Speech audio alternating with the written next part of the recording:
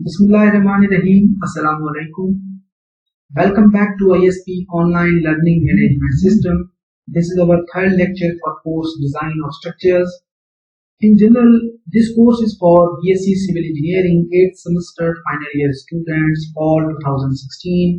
And I myself, Engineer Dr. Muhammad Aslam, Assistant Professor, Department of Civil Engineering, Institute of Southern Punjab, Multan. This is lecture number 3 and week number 3. In today's lecture, सबसे पहले हम cantilever returning wall को discuss करेंगे कि cantilever returning wall की basic preliminary assumptions क्या है, basic failure of the returning walls किस तरह से होता है, और उसके बाद हम एक कैंटिलीवर रिटर्निंग वॉल का डिजाइन एग्जांपल स्टार्ट करेंगे. These are the reference textbooks as we have already discussed in our previous class. इस कोर्स के अंदर सबसे पहले हमने रिटर्निंग वॉल पढ़े कि रिटर्निंग वॉल होता क्या है, उनकी यूजेस क्या है, उनकी एप्लीकेशंस क्या हैं, और उसके बाद हमने उसकी डिफरेंट टाइप्स डिस्कस की. Then we discussed about theories for active and passive file creation. In second lecture हमने सबचार्ज एंड सबचार्ज लोडिंग को डिस्कस किया. Then we discussed about the various types of failures. इन failures के लिए हमारे पास various factor of safeties available थे जो कि मेंटेन करते हैं स्टेबिलिटी ऑफ द स्ट्रक्चर को.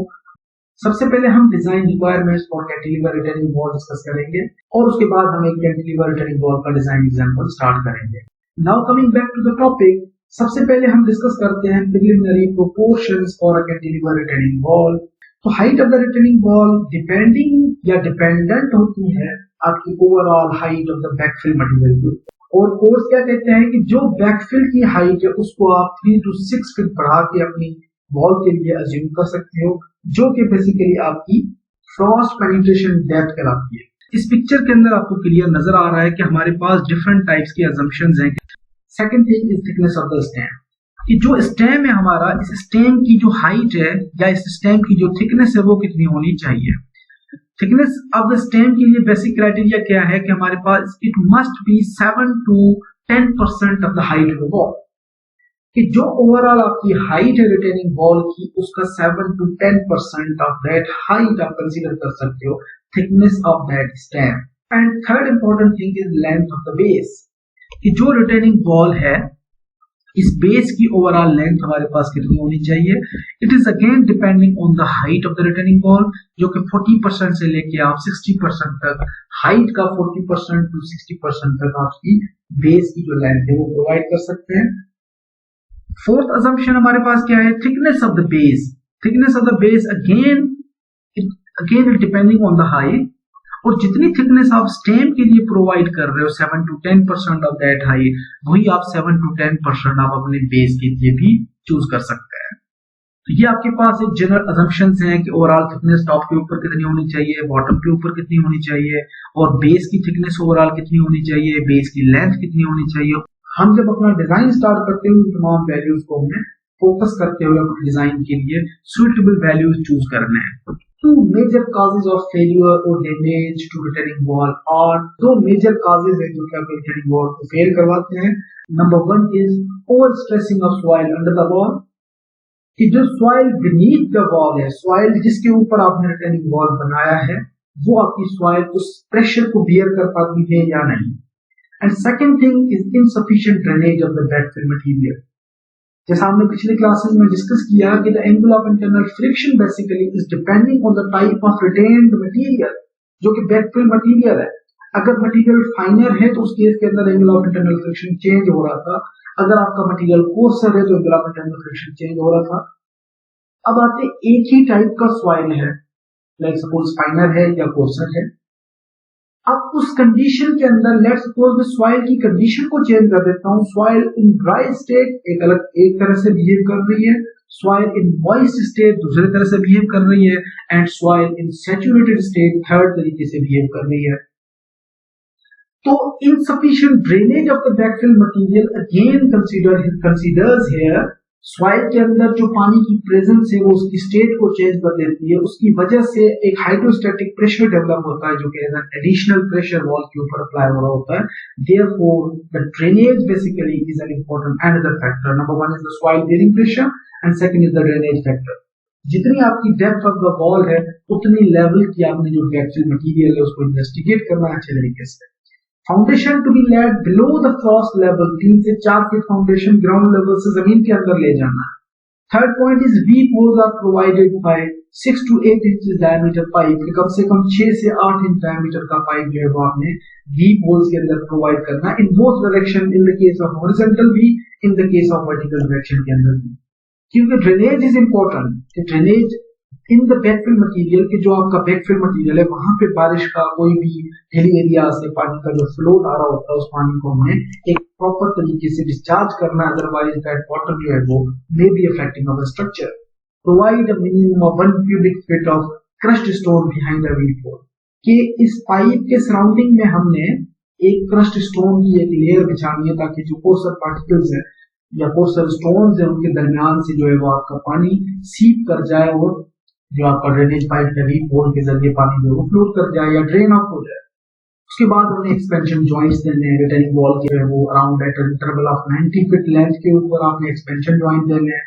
कॉन्ट्रैक्शन जॉइंट जो है वो आपने कम से कम 20 फीट के ऊपर देना है कि जो पानी आपका डिस्चार्ज जो आ रहा है ऊपर से पहाड़ी एरियाज के अंदर उस बैकफिल मटेरियल के अंदर ड्रेन ऑफ पाइप्स दिए हैं उनमें से कितना डिस्चार्ज हो रहा है। अगर ड्रेन ऑफ पाइप्स की इंटेंसिटी कम है डिस्चार्ज करने की तो पानी आपका वहां पे स्टोर हो जाएगा।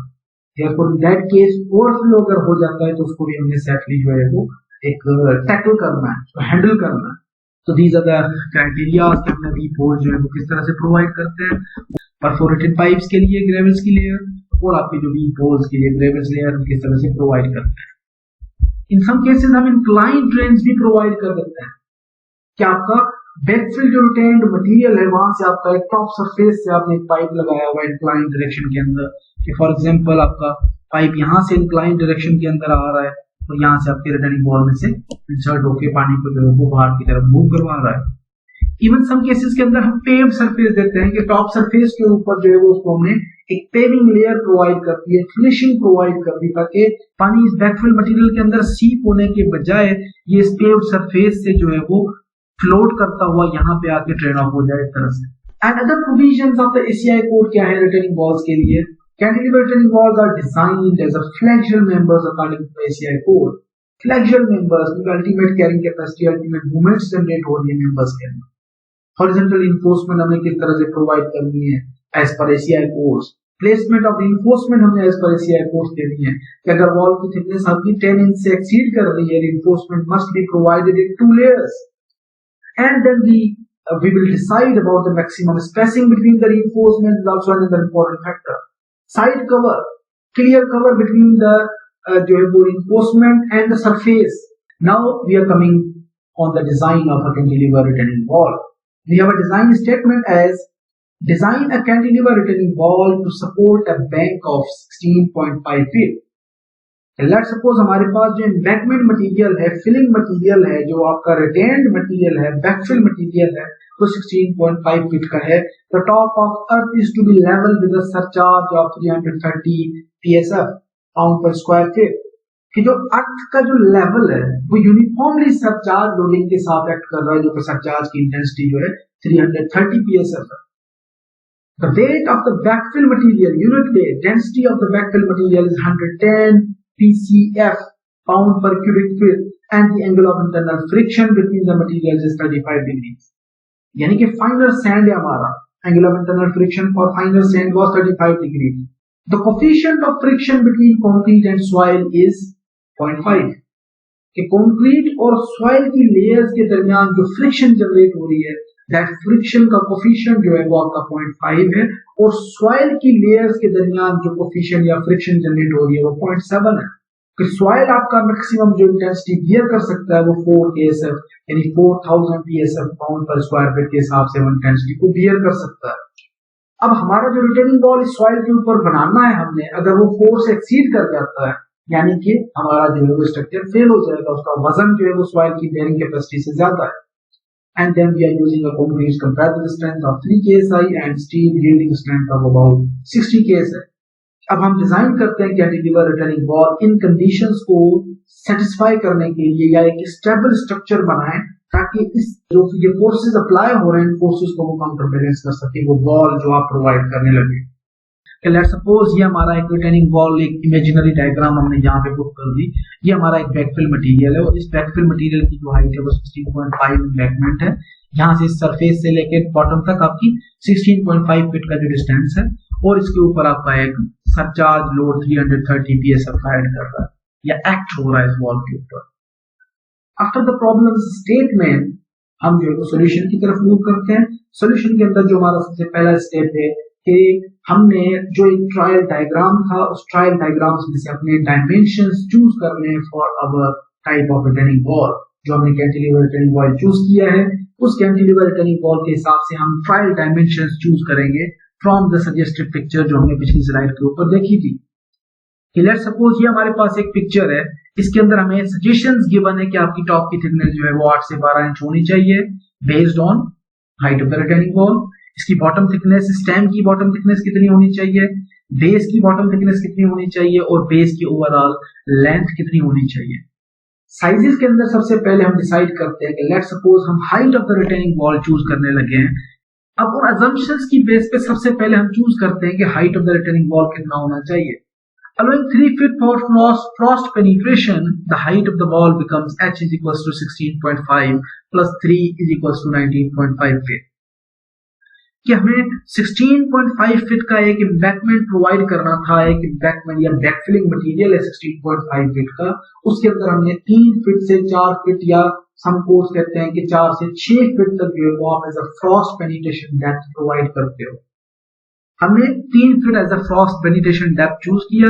हाइट ऑफ बैकफिल मटेरियल 16.5 था, तो टोटल हमारे पास रिटेनिंग वॉल की जो डेप्थ है वो कितनी हो रही है 19.5 फीट। सेकंड केस के अंदर हम बेस की थिकनेस चूज करते हैं कि लेट्स सपोज बेस थिकनेस हमारा कितना होना चाहिए, ये बेस थिकनेस है। सेकंड हमारे पास चीज क्या आ जाती है, बेस की थिकनेस। जैसे हमने पिछली स्लाइड्स के ऊपर डिस्कस किया कि जो बेस थिकनेस है हमारा, ये ओवरऑल आपका डिपेंड होता है आपकी इस थिकनेस के ऊपर h या x के ऊपर। आप जो स्टेम की थिकनेस प्रोवाइड कर रहे हो वही आप बेस की थिकनेस प्रोवाइड कर सकते हैं, जो कि 7 to 10% of overall height of the member होती है। x हमारे पास क्या कंडीशन दे रहा है कि thickness of the stem and thickness of the base plate आप h/12 to h/10 आप प्रोवाइड कर सकते हैं। हमने यहाँ पे 0.08 ऑफ h चूज किया है, जिससे हमारे पास जो थिकनेस आई है वो 1.56 फीट आई है। हम इसको थोड़ा सा रिड्यूस करके 1.5 फीट कंसीडर करते हैं कि बेस की जो थिकनेस है हम 1.5 चूज कर रहे हैं, 1.5 feet. And the height of the stem basically is, अब टोटल हाइट हमारे पास थी 19.5 फीट, जिसमें से हमने ये 1.5 फीट जो बेस थिकनेस थी वो हमने माइनस कर ली। द हाइट ऑफ स्टेम आ गया 18 फीट का, थिकनेस ऑफ बेस आ गई 1.5 feet. Third dimension base length, total base की जो लेंथ है ये हमारे पास कितनी बेस लेंथ होनी चाहिए। You can choose base length varies between 40% to 67% of the height of the wall. हमने 53% यानी दोनों वैल्यूज का हमने एवरेज निकाल के 53% ऑफ द हाइट हम कंसीडर कर रहे हैं कि हाइट टोटल था 19.5, 53% यानी 0.53 into 19.5 is equal to 10.3 feet. इसको हमने राउंड अबाउट करके 10.5 फीट ले लिया, थोड़ा सा बढ़ा दिया हमने डायमेंशन, तो ओवरऑल जो है वो हमारे पास बेस की लेंथ आ गई 10.5 फीट। अब आते हैं कि बेस की थिकनेस आ गई, बेस की लेंथ आ गई, स्टेम की ओवरऑल जो है वो थिकनेस आ गई हमारे पास और स्टेम की हाइट आ गई। अब आते हैं projection of the base in front of the stem, कि एक हमारे पास एक साइड के ऊपर बैकफिलिंग मटेरियल है, ये आपका बैकफिल साइड है जिसको हम एज अ हील कंसीडर कर रहे हैं। ये आपकी जो फ्रंट साइड है इसको हम एज अ प्रोजेक्शन या बाहर वाली साइड कंसीडर कर रहे हैं, जो कि आपकी टो साइड है। तो रिटेनिंग वॉल का जो प्रोजेक्शन है ये कितना होना चाहिए, इसके लिए हमारे पास कंडीशन क्या कहती है, assume a projection of in the range 0.17 h to 0.125 h, और हम इसमें से 0.17 h चूज करते हैं। 0.17 into h 19.5 equals to 3.3 feet से 3.5 फीट हमने थोड़ा सा बढ़ा दिया, तो ये हमारे पास प्रोजेक्शन जो है वो 3.5 फीट आती है। Now fourth step is stem thickness. The maximum stem thickness is at the bottom of the wall and varies between 0.08 h to 0.1 h। क्या आप 0.8 से लेके 1% ऑफ द h तक आप प्रोवाइड कर सकते हैं मैक्सिमम थिकनेस आपकी जो है वो स्टेम की। लेकिन थिकनेस आपको मैक्सिमम कहाँ चाहिए? थिकनेस आपको स्टेम जहाँ पे बेस के साथ कनेक्ट हो रहा है वहां पे आपको मैक्सिमम थिकनेस चाहिए। वो क्यों? क्योंकि जैसे ही आप डेप्थ के अंदर नीचे नीचे की तरफ आते जाओगे, डेप्थ के अंदर आते जाओगे, वहां पे आपका प्रेशर जो है वो बैकफिल मटेरियल का आहिस्ता आहिस्ता इंक्रीज होता जा रहा है। इस केस के अंदर हमने जो है choose the maximum stem thickness equals to the base thickness. हमने जो बेस की थिकनेस पीछे वाली स्लाइड के ऊपर निकाली 0.08 एच यानी कि 1.5 फीट, हम करेंगे बेस थिकनेस, यहाँ पे जो स्टेम की थिकनेस है वो दोनों सेम है, हम सेम कंसीडर कर रहे हैं। जैसे हमने लास्ट एग्जांपल के अंदर हमें सजेशंस भी दी हुई थी कि स्टेम की थिकनेस विद द बेस और बेस की थिकनेस आप दोनों एज एन एक्स ट्रीट कर सकते हैं। तो हमने एग्जैक्टली जो बेस की थिकनेस थी वही हमने स्टेम की थिकनेस के लिए कंसीडर कर लिया, यानी कि 1.5 feet. Select a practical minimum thickness of the stem eight the top of the wall is 1 feet और 12 इंचेस। हमने प्रैक्टिकल असम्पशंस के हिसाब से बॉटम के ऊपर तो हमने प्रोवाइड कर दी जो है वो थिकनेस हमारी वही बेस की थिकनेस, और स्टेम की बॉटम के ऊपर थिकनेस जो है वो हमने सिमिलर कंसीडर कर ली। लेकिन जो टॉप ऑफ द वॉल है या स्टेम वॉल, उसके ऊपर हमने प्रैक्टिकल कंसीडरेशंस के लिए 1 फीट या 12 इंचेस थिकनेस हमने अज्यूम की।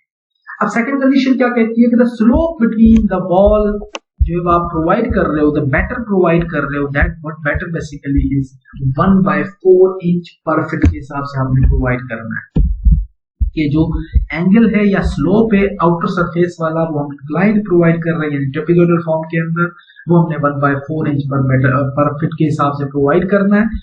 और ये टोटल जो बेटर है मिनिमम वैल्यू 4.5 इंचेस आ रही है, व्हिच इज लेस देन 1.5, यानी कि thicknesses at the both and का हम रेशो ले रहे हैं कि बॉटम के ऊपर थिकनेस हमारी 1.5 फीट है minus 1 feet at the top thickness 0.5 feet total value आ रही है। और ये जो वैल्यू आपने बेटर की चूज की है minimum, it must be less than the difference between top and bottom thicknesses. 0.5 the trial dimensions of the wall are shown as, ये हमारे पास है टोटल ट्रायल डायमेंशंस है जो हमने डिफरेंट स्टेप्स के अंदर कि stem thickness eight the top हमने 1 फीट प्रोवाइड की, ये हमारे पास ग्रेड सरचार्ज मटेरियल है। स्टेम की थिकनेस एट द फेस जहां पे आपका बेस के साथ कनेक्ट हो रहा है 1.5 feet, base thickness 1.5 feet both side. Projection या आपकी जो है वो टो कह लें, प्रोजेक्शन या टो 3.5 फीट, टोटल जो है वो बेस की लेंथ 10.5 फीट, और 3.5 प्लस 1.5 फीट कितना हो गया 5 फीट। 5 जो है वो आप 10 में से माइनस कर लो, रिमेनिंग जो है वो 5.5 फीट, 5 फीट 6 इंचेस जो है वो रिमेनिंग आपका इस तरफ आ गया। तो इस तरह से हमने जो है वो तमाम ट्रायल डायमेंशंस जो है वो चूज कर लिए। डायग्राम के अंदर आपको क्लियरली नजर आ रहे हैं। फुटिंग का बेस हमारा कम से कम ग्राउंड लेवल से 3 से 4 फुट नीचे होना चाहिए, ये हमने कंसीडर किया। अगर let's suppose from the top face of the जो है वो बेस प्लेट से हम ग्राउंड लेवल 1.5 फीट के ऊपर कंसीडर कर रहे हैं, तो टोटल हमारा जो बेस है वो आपका 3 फीट जो है वो बिलो है ग्राउंड लेवल से।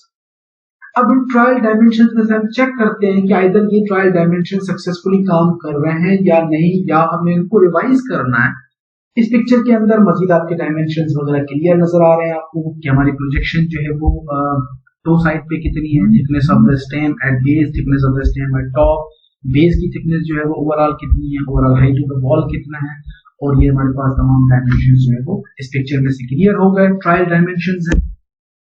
नाउ स्टेप नंबर 2 हम रैंकाइंस की कंसीडरेशंस को फॉलो करते हैं, क्योंकि हमारे पास जो कंडीशन गिवन थी वो क्या थी कि angle of internal friction between the soil particles is 35 degree, यानी कि फाइन सैंड है, कोहेजन लेस सैंड है, तो हम रैंकाइंस की कंडीशंस को फॉलो कर रहे हैं।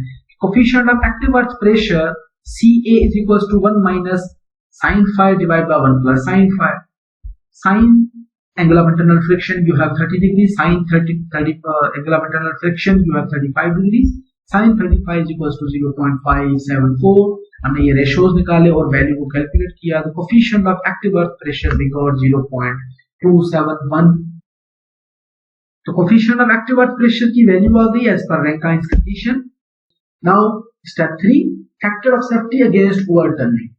अब हमने पिछले स्टेप्स के अंदर स्टेप 1 के अंदर हमने तमाम ट्रायल डायमेंशन चूज कर लिए कि हमारा जो रिटेनिंग वॉल है उसकी ओवरऑल जो इम्पैक्टमेंट था 16.5 फीट का जो बैकफिल मटेरियल है उसको रेजिस्ट करने के लिए हमने वॉल कंसीडर की 19 फीट की लेट सपोज, और उस जो वॉल के ऊपर हमने सारे मेंबर्स, वॉल की थिकनेस एट द टॉप जो है वो 12 इंचेस होनी चाहिए, stem wall thickness at the bottom जो है वो 1.5 फीट, बेस की लेंथ इतनी होनी चाहिए, बेस की थिकनेस 1.5 फीट होनी चाहिए। तो वो सारे ट्रायल डायमेंशन हमने चूज कर लिए। नाउ वी आर चेकिंग कि जो सॉइल है, बैकफिल मटेरियल है, वो जो प्रेशर जनरेट कर रहा है, क्या उन प्रेशर्स की वजह से ये जो हमने स्ट्रक्चर चूज किया है वो उसको रेजिस्ट करेगा या ओवरटर्न हो जाएगा।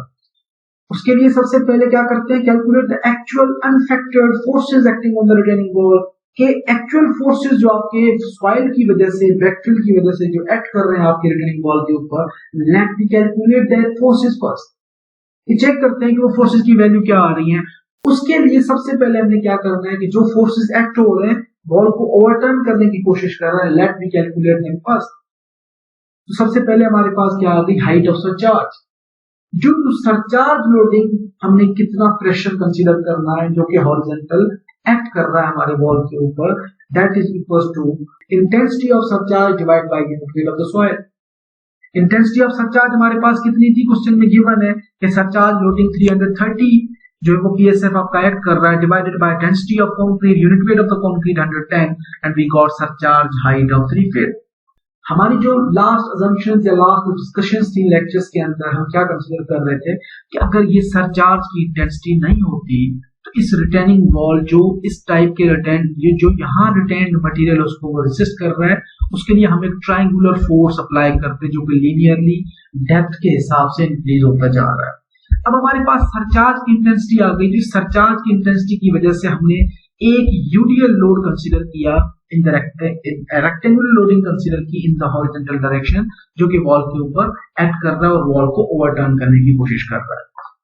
तो सबसे पहले हम क्या कंसीडर कर रहे हैं कि हमने हाइट ऑफ सरचार्ज 3 फीट निकाली कि इस 3 फीट सरफेस के अंदर इन 3 फीट की जो ओवरऑल डेप्थ है आपकी सरचार्ज लोडिंग की, इस वजह से जो आपका एक हॉरिजॉन्टल रेक्टेंगुलर फोर्स जो आपके वॉल के ऊपर एक्ट कर रहा है वो आपका एक्टिव अर्थ प्रेशर या सरचार्ज लोडिंग की वजह से वॉल के ऊपर प्रेशर अप्लाई हो रहा है। और सेकंड जो बैकफिलिंग मटेरियल है वो आपका ये ट्रायंगुलर लोड आपके वॉल के ऊपर in the horizontal direction apply हो रहा है टुवर्ड्स द वॉल। दोनों forces towards the wall act कर रहे हैं क्योंकि दोनों एक्टिव प्रेशर्स हैं।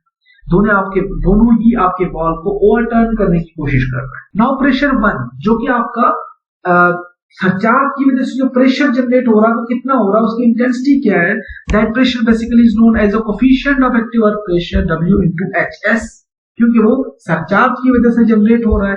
Coefficient of active earth pressure पिछले स्लाइड में हमने सेकंड स्टेप के अंदर निकाला 0.271। सरचार्ज अब unit weight of the soil कितना है 110, और सरचार्ज की हाइट हमारे पास कितनी आई 3 फीट की, यानी कि इस लोड की वजह से जो ये प्रेशर यूनिफॉर्मली जो एक्ट कर रही है वो प्रेशर टोटली कितना है, वो प्रेशर हमारे पास आ गया 90 psf पाउंड पर स्क्वायर फीट के हिसाब से। 90 psf का लोड आपका इस सरचार्ज की वजह से एक हॉरिजॉन्टल प्रेशर आपकी वॉल के ऊपर, रेक्टेंगुलर हॉरिजॉन्टल प्रेशर आपकी वॉल के ऊपर एक्ट कर रहा है। अब आते हैं दूसरी पॉइंट के ऊपर जो कि आपका ट्रायंगुलर लोड है, जो कि जैसे ही आप डेप्थ के अंदर जमीन के अंदर चले जा रहे हो वैसे ही आपकी लोड इंटेंसिटी बढ़ती जा रही है। उस केस में आपका प्रेशर कितना जनरेट हो रहा है, again same equation, pressure 2 is equals to coefficient of active earth pressure into W into H। W आपका unit weight 0.271, coefficient of active earth pressure 110, density of the material या density of the soil, and और ये load basically H जो है वो कितना है, वो आपकी बैकफिल मटेरियल की हाइट के हिसाब से आपके ऊपर एक्ट कर रहा है वॉल के ऊपर। वो यहां से लेके यहां तक टोटल आपके पास 19.5 फीट है। तो 19.5 फीट हमने यहाँ पे, क्योंकि ये आपके ओवरऑल बैकफिल मटेरियल की वजह से है, P1 आपका था सिर्फ सरचार्ज की वजह से। तो सरचार्ज हमारे पास 3 फीट था और बैकफिल मटेरियल हमारे पास 19.5 फीट है। तो सरचार्ज की वजह से जो लोड प्रेशर जनरेट हो रहा है वो 581 psf जनरेट हो रहा है। Again from this picture, rectangular loading के केस में हम हमेशा जब लोड को डिस्ट्रीब्यूट करते हैं उसका पॉइंट लोड कहाँ पे रिलाई कर रहा होता है, वो आपका हमेशा हम सेंटर के ऊपर अप्लाई कर रहे होते हैं, ये आपका सेंटर के ऊपर एक्ट कर रहा है। और ट्रायंगुलर लोडिंग के केस में हम क्या कर रहे होते हैं, 1/3 फ्रॉम द मैक्सिमम साइड या 2/3 फ्रॉम द जीरो साइड, हम उसकी इंटेंसिटी को डिस्ट्रीब्यूट कर रहे होते हैं टू द मेंबर। तो यहाँ पे प्रेशर, दोनों प्रेशर्स आ गए, horizontal pressure due to surcharge, horizontal pressure due to backfill material, now total earth pressure कितना एक्ट हो रहा है वॉल के ऊपर, कि जब आप यूडीएल लोडिंग को पॉइंट लोड में कन्वर्ट करते हो उसकी इंटेंसिटी क्या होती है, मल्टीप्लाई कर देते हैं जितने स्पैन के ऊपर वो डिस्ट्रीब्यूट हो रहा है। 90 इंटेंसिटी है प्रेशर की और 19.5 पे टोटल लेंथ के ऊपर वो अप्लाई हो रहा है। तो टोटल हॉरिजॉन्टल प्रेशर जो है वो हमारा सरचार्ज की वजह से टोटल हॉरिजॉन्टल प्रेशर जनरेट हुआ वो 1755 पाउंड हो गया। और सेकंड प्रेशर जनरेट हुआ है, सेकंड जो है वो एक्टिव अर्थ प्रेशर जनरेट हुआ वो आपका वो है 5665 पाउंड। अब जो आपका रेक्टेंगुलर लोड है उसकी इंटेंसिटी कहाँ एक्ट कर रही होती है, सेंटर के ऊपर। यहाँ पे आर्म या मोमेंट आर्म आपके पास हो गया, जो लेंथ थी उसको हमने हाफ कर दिया 9.75 के ऊपर। और जो आपका ट्रायंगुलर लोडिंग इंटेंसिटी होती है वो कहाँ पे एक्ट कर रही होती है, 2/3 फ्रॉम द जीरो साइड और 1/3 फ्रॉम द मैक्सिमम साइड। हमने 1/3 फ्रॉम द मैक्सिमम साइड ले लिया, 19.5 का 1/3 हमारे पास आ गया 6.5 फिर। और यहाँ पे ये इंटेंसिटीज को हमने रिलाई करवा दिया कि y1 we have 19.5 divided by 2 and y2 we have a 1/3 of 19.5। अब आते हैं सेकंड इंपॉर्टेंट चीज के ऊपर। सेकंड चीज क्या है, द ओवरटर्निंग मूवमेंट। अब इन ये हॉरिजॉन्टल प्रेशर जो आपके एक्टिव अर्थ प्रेशर्स हैं, कितनी मूवमेंट अप्लाई कर रहे हैं हमारे वॉल के ऊपर ताकि ये वॉल जो है वो ये ओवरटर्न हो जाए। हम इस पॉइंट को 0 पॉइंट जो है या 0 जो हमने मार्क किया हुआ है यहाँ पे आपका, क्योंकि इसके ऊपर आपकी इंटेंसिटी सारी लाई कर रही है, जैसे आप हॉरिजॉन्टल प्रेशर अप्लाई कर रहे हो इस पॉइंट के हिसाब से ये आपका पूरा स्ट्रक्चर जो है वो ओवरटर्न होगा। तो कैलकुलेट, तो अब क्या करते हैं सेकंड पोर्शन के अंदर, calculate the overturning movement due to these horizontal active earth pressures. कि जो प्रेशर हमारे स्ट्रक्चर को ओवरटर्न कराने की कोशिश कर रहे हैं इस 0 पॉइंट के हिसाब से, ये आपकी बेस पॉइंट है, ये आपकी टॉप पॉइंट है, जिसके जहां पे आपका पूरा स्ट्रक्चर जो है वो इन हॉरिजॉन्टल प्रेशर्स की वजह से ओवरटर्न करने की कोशिश करेगा। So therefore overturning movement is equals to, दोनों हॉरिजॉन्टल प्रेशर्स हैं, मूवमेंट क्या होती है, force multiply by perpendicular distances. के हॉरिजॉन्टल प्रेशर हेड हमारे पास 1 है, प्रेशर हेड हमारे पास 1 है और परपेंडिकुलर डिस्टेंस आपका y1 हो गया, क्योंकि ये पॉइंट से लेके आपको यहां तक डिस्टेंस चाहिए जहां पे ये फोर्स लाई करा रहा है। तो force horizontal pressure 1 rectangular portion की वजह से जनरेट हुआ, multiply by perpendicular distance y1। Force हमारा horizontal pressure 1 multiply by arm perpendicular distance, यानी पहला फोर्स था 1755 psi की फॉर्म में था, हमने उसको कन्वर्ट किया है KSI में डिवाइड कर दिया 1000 से।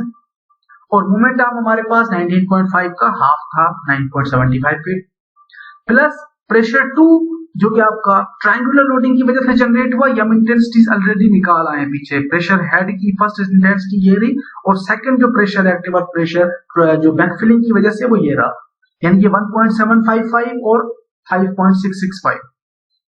ये दोनों इंटेंसिटीज आ गई यहाँ पे 5.665 और जो इसकी आर्म थी, मोमेंट आर्म की परपेंडिकुलर डिस्टेंस था, वो परपेंडिकुलर डिस्टेंस हम कैसे ले रहे हैं, वो परपेंडिकुलर डिस्टेंस हम ले रहे हैं force into 2/3 from the zero side, यानी कि आपका परपेंडिकुलर डिस्टेंस था।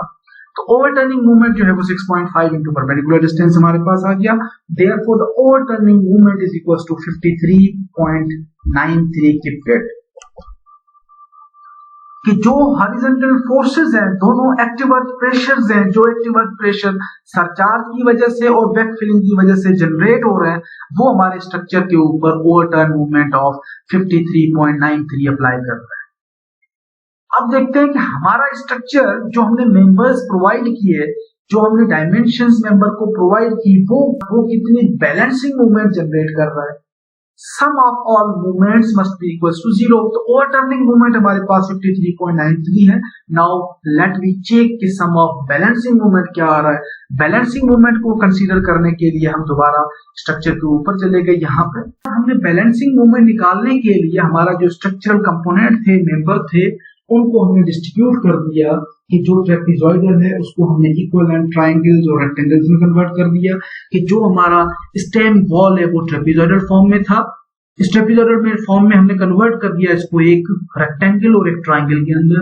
और रेक्टेंगल पोर्शन को हमने नाम दे दिया कि इस पोर्शन का जो वजन है वो पूरा वजन जो है वो W1 को रिप्रेजेंट करा रहा है।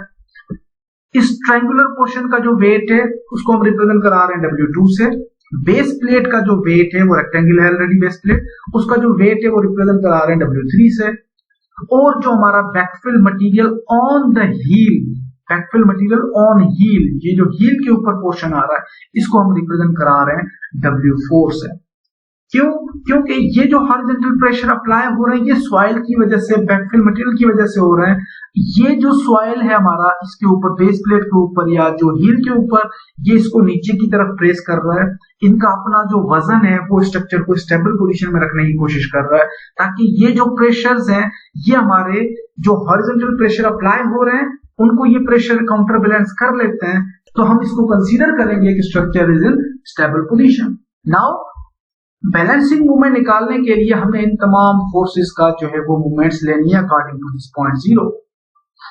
Calculate the balancing movement against overturning. Overturning को काउंटर बैलेंस करने के लिए हमें बैलेंसिंग मूवमेंट चाहिए। अब हमें एक टेबल बना लिया, force, movement arms and total movement capacities. Self weight हम किस तरह से निकालते हैं? ये 1 फीट की पूरी थिकनेस का एक रेक्टेंगुलर पोर्शन है जिसको हम W1 से रिप्रेजेंट करा रहे हैं। 1 feet into 18 feet multiply by density of concrete कितनी होती है? 150 पाउंड पर फीट क्यूब। 1 इंटू 18 फीट उसकी हाइट, ये दोनों डायमेंशन हो गए area, multiply by 150 density of concrete. और इसकी इंटेंसिटी कितनी आई? 2700 पाउंड। फोर्स हमारे पास कितना आ गया? 2700 पाउंड। आर्म यानी कि इसके सेंटर से, इसके एग्जैक्टली सेंटर से, ब्लॉक 1 के सेंटर से डिस्टेंस लेना है इस O पॉइंट तक, straight to this O point या 0 पॉइंट। ये 12 इंचेस का है या 1 फीट का है, इसका सेंटर कितना हो गया? 0.5 फीट या 6 इंचेस। 6 इंचेस या 0.5 फीट प्लस 0.5 फीट कितना हो गया? 1 फीट। 1 प्लस 3.5 ये वाला डिस्टेंस 4.5, तो movement arm is equal to 4.5 feet. Now movement क्या होती है? Force into perpendicular distance. Force हमारे पास था 2700 pound multiply perpendicular distance 4.5। 2700 pound था, इसको किलो पाउंड में कन्वर्ट करें, divide by 1000, 2.7 multiply by 4.5, movement we got 12.15। Second block जो है वो हमारा ट्रायंगल पोर्शन है। ट्रायंगल पोर्शन का एरिया किस तरह से निकालते हैं? 1/2 into length 0.5 into height 18। 1/2 into length 0.5 into height 18 into 150 density of concrete. तो टोटल प्रेशर या फोर्स कितना आ गया? 675 यानी 0.65 किलो पाउंड। अब मूवमेंट आर्म ट्रायंगुलर पोर्शन का ये हमारे पास मैक्सिमम साइड है, ये हमारे पास मिनिमम साइड है। हमें मिनिमम वाली साइड से 0 तक जाना है, यानी 2/3 फ्रॉम दिस साइड प्लस जो रिमेनिंग डिस्टेंस है वो ऐड कर देंगे। 2/3 ऑफ 0.5 फीट, 2/3 ऑफ 6 इंचेस, यानी कि हमारे पास कितना आ गया? 4 inches. 4 inches plus 3 feet 6 inches, आप ये वाला ऐड कर दोगे यहां से यहां तक डिस्टेंस। टोटल इंटेंसिटी कितनी आ गई? 3.83 फीट। और इसी तरह से हम मूवमेंट किस तरह से निकालते हैं? Force into perpendicular distance, force into perpendicular distance 0.675 multiply by 3.83, आपके पास मूवमेंट आ गई 2.59। रेक्टेंगुलर बॉक्स हमारे पास टोटल रेक्टेंगल है जिसकी थिकनेस 1.5 फीट है और 10.5 फीट जो है वो आपके पास लेंथ है। 1.5 into 10.5 into density of concrete 150। Total force आ गया 2363 pound divided by 1000, kilo pound में 2.363। और आर्म कितना आ गया? इसका हाफ एग्जैक्टली सेंटर से 10.5 था, इसको डिवाइडेड बाय 2, यानी कि सेंटर से लेके यहां तक का डिस्टेंस यानी आ गया हमारे पास 5.25। आर्म इंटू परपेंडिकुलर डिस्टेंस और movement is equal to force into perpendicular distance, दोनों को मल्टीप्लाई किया हमारे पास 12.41 किलो पाउंड फीट आ गई इंटेंसिटी। ये फोर्थ पॉइंट क्या कहता है कि weight on the heel portion, ये weight of soil on heel portion. अब यहाँ पे सॉइल की पोर्शन है कि सॉइल आपका इस हील पोर्शन के ऊपर एक डेड वेट अप्लाई कर रहा है। इसकी इंटेंसिटी निकालने के लिए हमारे पास क्या है कि विड्थ जो है वो 5 फीट 6 इंचेस है और हाइट आपकी यहां से लेके यहाँ टॉप ऑफ द वॉल तक की 18 फीट है। और क्योंकि इसके ऊपर 3 फीट का सरचार्ज भी है, यानी हाइट ओवरऑल कितनी हो गई? 18 फीट प्लस 3 फीट कितना? 21 फीट हो गया। यानी इंटेंसिटी निकालने के लिए 5.5 feet multiply by 21 into density of soil, क्योंकि ये सॉइल बैकफिल मटेरियल कंक्रीट का बना हुआ नहीं है, बैकफिल मटेरियल है, सॉइल का है, तो इसकी डेंसिटी जो है वो 110 है। हमने मल्टीप्लाई किया, टोटल फोर्स आ गया 12,705 pound divide by 1000, 12.705 kilo pound. Arm कितनी आ गई? अब आते हैं मूवमेंट आर्म के ऊपर। इस पोर्शन का आप सेंटर लें यहां से, यानी कि 5.5 का सेंटर कितना हो गया 2.75 feet, 2.75 plus 1.5 feet plus 3.5 feet, तो आपके पास टोटल जो है वो आ गया 7.75 feet. Force into perpendicular distance, total जो है वो मूवमेंट हमारे पास आ गई 98.46 kilo pound feet. Therefore, sum of all forces is equals to resultant force. Resultant force is equals to 2.7 plus 0.675, 2.36 plus 12.705. Total resulting force हमारे पास आ गया 18.44 kilo pound, and sum of the resulting moment is equals to 12.15 plus 2.59 plus 12.41 plus 98.46. Total resulting moment are the sum of all moments is equals to 125.61 kilo pound fit. Now the factor of safety against overturning is equals to sum of all balancing moment divided by sum of all overturning moment is equals to 2.33. कि अगर ये factor of safety की जो values हैं, overturning का जो factor of safety है, अगर ये वैल्यू आपकी 2 से ज्यादा आती है, we can consider it that our structure is on the stable side, is on the safe side. अगर ये वैल्यू हमारे पास फॉर एग्जांपल आ जाती 1.9, देन वी विल कंसीडर कि जो हमारी ओवरटर्निंग मूवमेंट है वो हमारे स्ट्रक्चर को फेल कर देगा, वो नॉन स्टेबल पोजीशन में चला जाएगा। So here we got the value of 2.33 the factor of safety against overturning. जो हमारा minimum factor of safety against overturning है वो 2 है, तो हम कह सकते हैं कि हमारा स्ट्रक्चर जो है उसे फसाएगा। नाउ स्टेप 4, अब हम बेस सॉइल प्रेशर को कैलकुलेट करते हैं कि जो ओवरटर्निंग के अगेंस्ट हमारा स्ट्रक्चर सेफ चला गया। Now we will check against the soil का बियरिंग प्रेशर, कि जो लोड आपके जो यूनिट वेट्स हैं, डेड वेट्स हैं मटेरियल्स के, क्या वो सॉइल की बियरिंग कैपेसिटी जो मैक्सिमम अलोड है उससे वो एक्सीड तो नहीं कर रहे। हमारे पास वहां पे सॉइल के अंदर तो बियरिंग फेल्यूर नहीं अपीयर हो रहा। Taking the moments about toe हमारे पास जो वही टो एंड या 0 पॉइंट जो था हम उसके अगेंस्ट मूवमेंट्स कैलकुलेट कर रहे हैं। Therefore, हमारे पास जो रिजल्टिंग फोर्स आर जो कैलकुलेट किया कि to determine the location of the resulting R of the vertical forces, कि जो वर्टिकल फोर्सेस की वजह से टोटल रिजल्टिंग फोर्स जनरेट हुआ वो आर किस पॉइंट के ऊपर लाई कर रहा है। वी आर कंसीडरिंग कि R is acting on the distance of X, जो कि एक्स बेसिकली क्या है कि sum of all balancing moments minus sum of all overturning moments divided by total resulting force.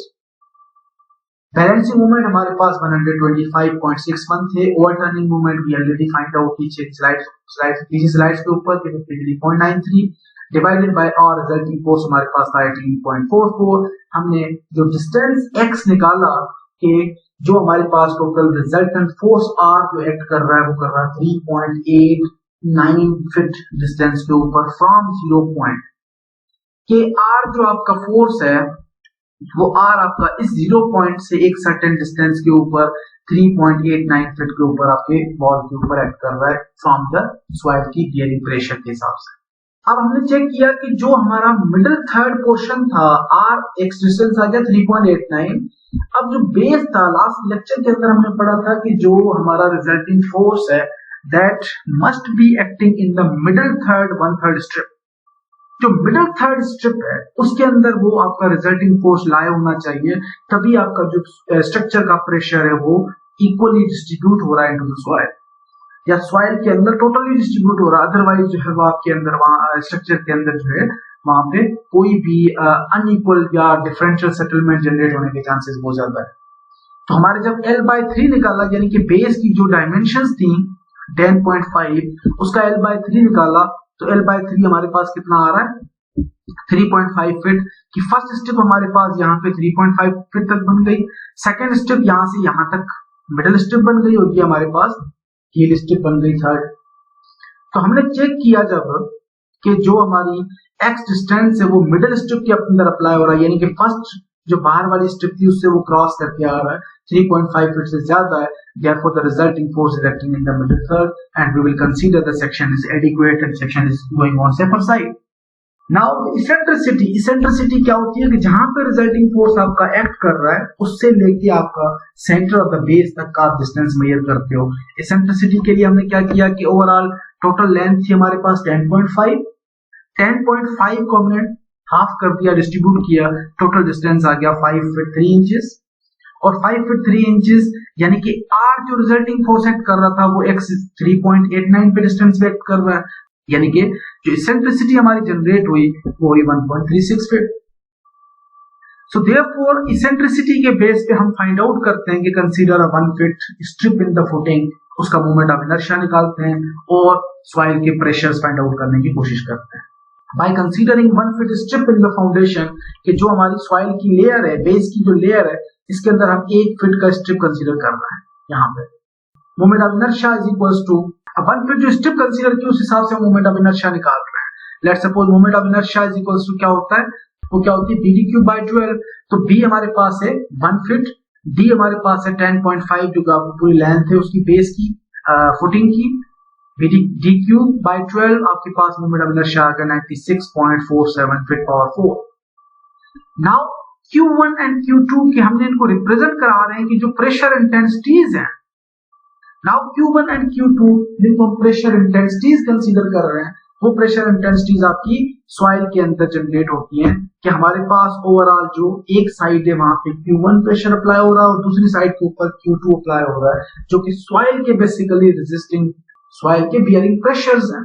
और वो सॉइल के बियरिंग प्रेशर्स हमने किस तरह से फाइंड आउट किए, उनके लिए हमारे पास वेरियस इक्वेशंस हैं कि Q1 आपका हमेशा opposite to the backfilling side generate होता है, opposite to the backfilling side, क्योंकि आपका यहां से ये वाले प्रेशर जो है आपके वॉल को ओवरटर्न करने की कोशिश कर रहे हैं। तो सबसे पहले जो इस प्रेशर का जो इम्पैक्ट जा रहा है वो यहाँ पे जा रहा है, क्योंकि आपकी सॉइल की तरफ जनरेट हो रही है, ये वॉल मूव कर रही है सॉइल की तरफ। इसको रेजिस्ट करने के लिए आपकी हायर कैपेसिटी सॉइल की रेजिस्टिंग कैपेसिटी यहाँ चाहिए। So therefore Q1 is equals to R over A plus minus R over A plus minus, ये बेसिकली दोनों इक्वेशंस है, R over A plus minus. इन मैक्सिमम क्वांटिटी के अंदर हम प्लस कंसीडर कर रहे होते हैं, मिनिमम के लिए हम इसी फैक्टर में से ये वाले वैल्यूज माइनस कर रहे होंगे। R over A plus RE, R resulting force divide by area plus R resulting force into eccentricity divided by I moment of inertia into the centre line. ये टोटल जो half centroidal distance है वो हमने जब values put किए, then we got Q1 is equals to 3.13 KSF, जो कि आपकी मैक्सिमम सॉइल की इंटेंसिटी 4 KSF से कम है।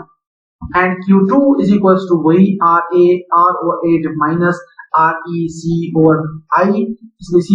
इस वैल्यू में से हमने ये वाला फैक्टर की वैल्यूज माइनस कर दिया, वी गॉट 0.39। तो जो मैक्सिमम सॉइल का प्रेशर आ रहा है वो 3.13 KSF आ रहा है, which is lesser than 4 KSF. We can consider that the soil pressure is adequate. Soil जो है वो हमारा मैक्सिमम जो प्रेशर है उसको वो बियर कर सकती है और सॉइल जो है वो हमारा इस स्ट्रक्चर को सस्टेन कर लेगा। ये हमारा बहुत ही लेंथी डिजाइन है, तो इंशाल्लाह जो है वो नेक्स्ट क्लास में हम जो रिमेनिंग स्टेप्स हैं वो फॉलो करेंगे और इसी डिजाइन को कंप्लीट करेंगे। तो इस अप टू दिस लेक्चर आपके पास ये असाइनमेंट है कि यही क्वेश्चन जो है वो इसी तरह से सिमिलर रिलेटेड क्वेश्चन है आपके पास। जितना हमने सॉल्व किया है up to the next class आपने उतना ही डिजाइन एग्जांपल सॉल्व करना है। नेक्स्ट लेक्चर के अंदर हम इसी जो हमने एग्जांपल डिस्कस किया या डिजाइन किया उसको हम कंप्लीट करेंगे आगे। अभी हमारे पास जो है वो स्टेम को डिजाइन करना है, उसके बाद हील को डिजाइन करना है, उसके बाद जो है वो टो को डिजाइन करना है और उसके बाद जो है वो हम ड्रेन्स वगैरह की बात करेंगे। तो उस हवाले से जो है वो आपके पास एक सिंपल असाइनमेंट का क्वेश्चन है, design a cantilever returning wall to support a bank of 21 feet.